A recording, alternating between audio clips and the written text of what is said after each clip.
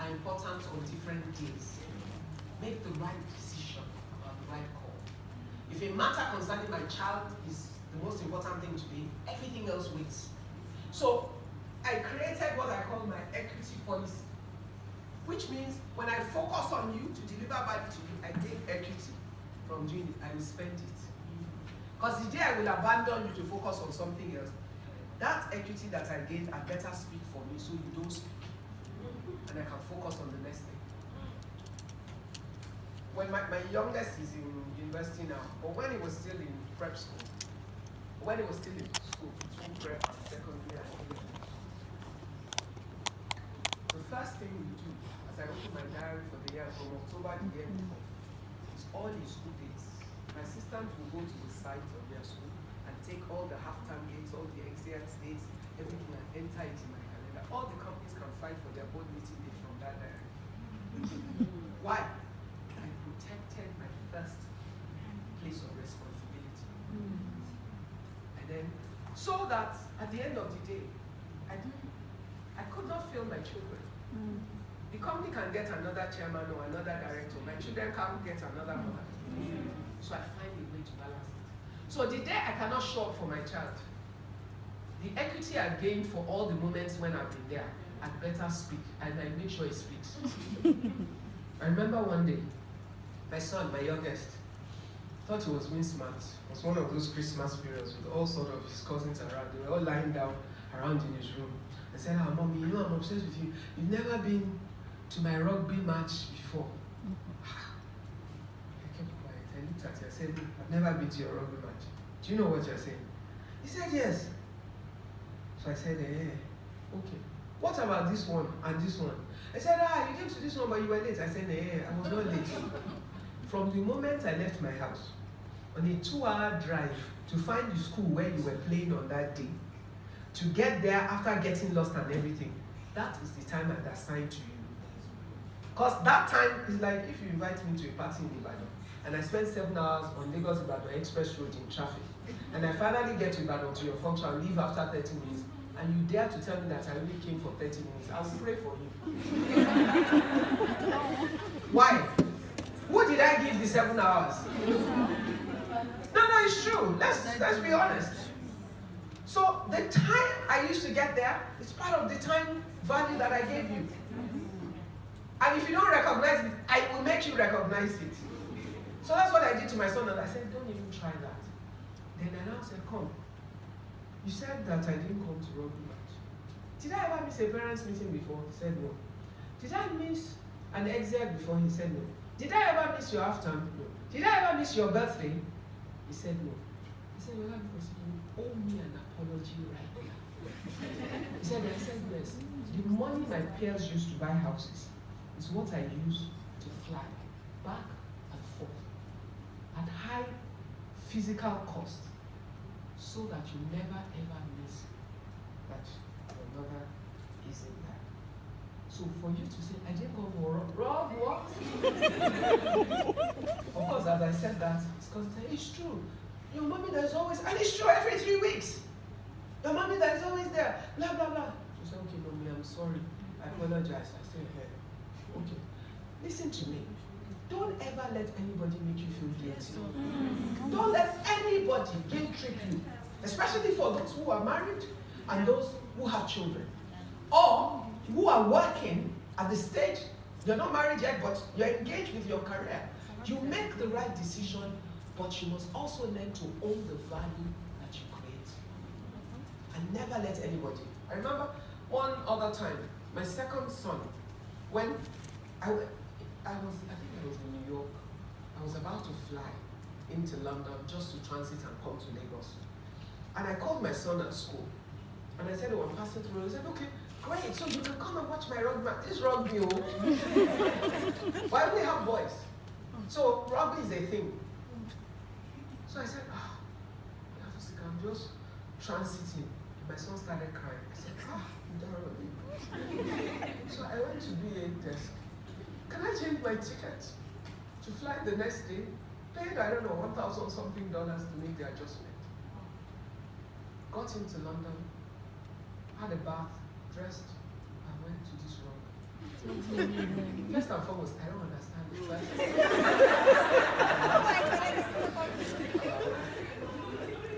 But I have an obligation as a mother.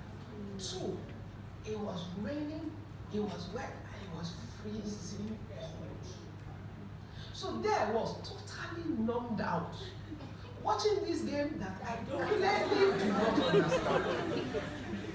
But my son was happy. Okay, that it counts for a lot. And then one parent, one woman, then came to me. Oh, hello. How are you? I said, oh, I'm fine. Totally frozen. You're Foster's mom.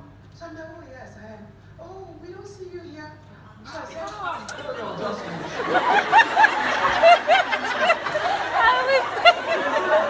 Oh my God. I don't see you either. So I said, Devil not today. when do you leave? So she said, oh, I only leave like, it's 90 minutes drive away or 15 minutes drive.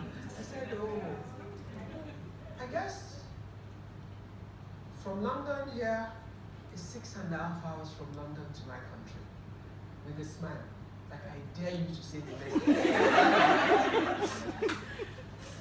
So she said, oh, I said yes. She quickly disappeared. Vanish. Get the behind Don't you. let anybody guilt trip you. You must be confident of what you are doing, how you do it, and the sacrifices you make. And you must own your own narrative. Absolutely. My youngest, when he was in nursery school, Corona Ibukun, you're laughing at us. So, his nursery, that was nursery one, the teacher made a mistake. Because there has to be a mistake. So one day, now in my house, my son at that age was 3. In the morning, he would not allow his nanny to get him ready for school. I had to. It was his rule. Very well, I knew exactly what he wanted. So I would wake up in the morning at 6 a.m., get him ready for school, take him downstairs, pray with him, have breakfast.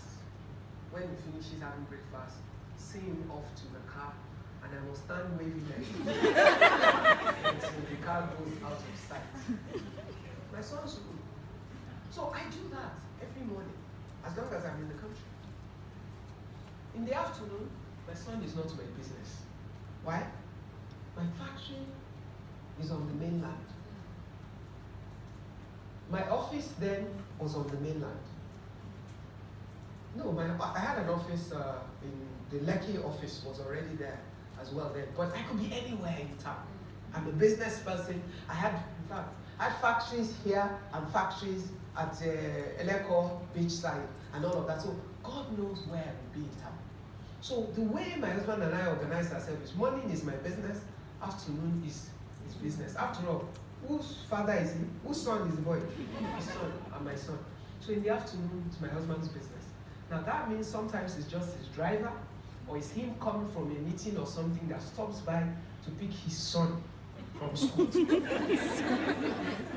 And then this teacher thought she was smart because she went to my husband, as if you were there. I went to my husband and said, good afternoon, Mr. Awosika. You know, we never really see Kosi's mom here. Oh, I didn't know that. My husband came home and said, I have to translate. International audience. That they're going to give you a bad name in the school. I said, hey, what did I do? So he told me what happened. I said, hey, okay, no problem.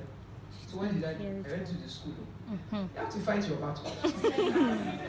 Don't let anybody call you the name that is not your name. Yes. I went to the school, went to the headmistress and said to her, you need to teach your teachers how to mind their own business. Thank you. So I told her what happened. She said no. I said that's exactly what happened. What if my home was in trouble? And all she did was pour kerosene in the fire. Whose business is it? Should I now start running around trying to be present? Been there, done that. This was my 3rd child. There's 7 years and how many months between my number 2 and my number 3. So really, have done this, going to school every day, choo like those early mothers. I wasn't in that mode anymore. And that did not make my son disadvantaged. Listen, this balance thing that they can trip you over, don't let anybody redefine your parenting or your career because they make you feel like you're doing something wrong. It's a lie. Your children don't need you 24/7. That is the truth. In fact, by the time they get to about 8-10, you're more of a nuisance. Because you're getting in their way. Your check is useful, your cash is useful, your credit card is useful. You are useful for some things. But they like some level of independence. They have their moments where they want to lean on you. But be there for those moments that count. Spend time to establish the values and the system. But live your life, because very soon they've gone on with their life. And I've seen too many women who gave up their life supposedly for children, who now have a life where they are not featured. And then when they do, they hold the children in bondage over the sacrifices that they made that the children didn't ask for. So be careful that we don't replay what some of our mothers did. They did it for the right reasons, but it didn't really necessarily serve them. Can you play both sides? Yes. Can you fully follow your vision and your ambition and still be successful as a mother and a wife? Yes, you can be. Don't let anybody ever tell you you can't. Is there work to be done to be able to do it? Yes. Are there systems you must set up to make sure it works? Yes. Are there seasons when some things will dominate over another? Yes. Do you need to have a great support system? A wise woman already knows that. Which means you must be humble enough to take the help that you need. And you must be humble enough to understand that when we're talking about humility, it's not humility up. It's humility up and humility down. That you understand that your house help is a critical asset. Yes. That your nannies are critical asset. That your drivers are critical asset.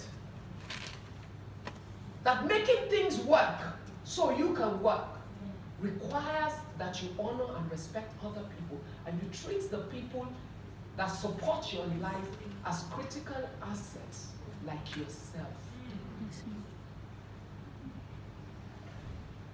And that you use the resources you earn from the release you have, you let them play and work for what you want to achieve.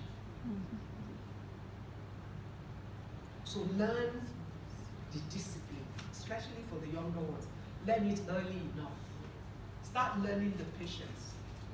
Start learning the discipline. Start learning the respect. Don't copy from, oh, house girls in your house are treated anyhow, you will suffer. Drivers can be spoken to anyhow. You want to drive in traffic in Lagos? You want to arrive at a meeting with no place to park? And you'll be late for that meeting. But if there's a driver, you would have gone. It's somebody else's problem. So if you think, oh, it's just a driver, good for you. God help you. The balance changes on different things. The equity principle I taught you is how, when I show up here and I do it well, I take value, I hold it. It's a currency, and I spend it. Strategically diarize your moments. Husband time, children time, family time, friends time. Take your diary and schedule. Oh, take your diary and schedule, unlike people who here. What you don't schedule becomes more complex. What you schedule, I have 3 holidays in a year, they're scheduled. It's true. Before, summer was important. My kids are men now. They don't have time for me into summer. My youngest one was following me until about 2 years ago now. Now, I'm not even sure. So I've learned, I make my plans. Right now, as I'm standing here, all my own tickets from July into September are booked, paid for. Nobody else is done. Deliberately. So anybody that then chooses, oh, okay, mom, can I join in New York? Can I do King Kong? Okay, start sorting you out. But I shall not be stranded on account of other people's agenda. Everybody faced their direction. So they then came a few years ago and said, okay, mommy, we don't have time in the summer. The oldest who are working and all of that, okay, we want to do Christmas and New Year outside. I yaris completely. My birthday is Christmas Eve. Christmas is in Nigeria. My birthday, I like to be home. I want to see my friends and family. Christmas, I want to go to Fountain. Okay, I can follow you people for New Year. Which was a pain at first because I want to go 31st night in my church. But I soon found out, okay, I can join virtually. All right. So compromise, you find a way. So now we've shifted the all-together family holiday to New Year. So you are renegotiating the terms as the children are growing. So that we diarize now. Then I have my husband and I and two other couples. We've been traveling together for about 15 years. Every year we choose a city we haven't been to before and we go. It's a fancy holiday. We just, all of us, the girls go shopping, the boys go golfing or playing and all of that. We all meet in the evening, dress up for dinner, just enjoy our life and just sort of entertain ourselves. My friends say, okay, Madam Chair, when are you free so we can schedule? People who are your real friends accommodate your life. Yeah. So they consider that I'm the most destructive person. So everybody, okay, give us the time for between, we know the period. Okay, tell us when you're free so we can block it. And then we all plan it. And we all go. The husbands cannot say, oh, I'm busy. You will carry your laptop and follow us. When you get there, you can walk. We don't care. But you'll be there. And then you see that the ones that were busy are the ones that will sleep the most. And they were more tired than they admitted they were. But we have made it a culture. So that is husband time and friend time. Before we started this December, January with the children, when we've done the summer together, in January after the kids had gone to school, my husband and I alone would disappear for about 10 days. I don't ask my husband, I just plan it. Because I know he will follow me eventually. And then we'll go. So it's husband time alone. You talk, you gist, you eat, you sleep late, you go to breakfast, you walk around, you go shopping, blah, blah, blah. If I arrive today and I want to go to the moon tomorrow, what answer will I get? Yes. So you better learn how to gain equity. So that's what I'm saying. Be strategic and be deliberate. Yes, ma'am. Find the key stakeholders in your life that are important and use your time. Plan it. If you don't plan it, it won't happen. Be deliberate about it. Reorganize yourself so that you can make it work. That's part of how this thing they call balance. It changes everything. But it's okay as long as you're home. Alright? But Yes, without having set the goal and the vision. Remember? Now, begin to tie the questions to the actions. Because what we're then doing in all of this series is taking the key points that will support your questions and your answers into reflective exercise.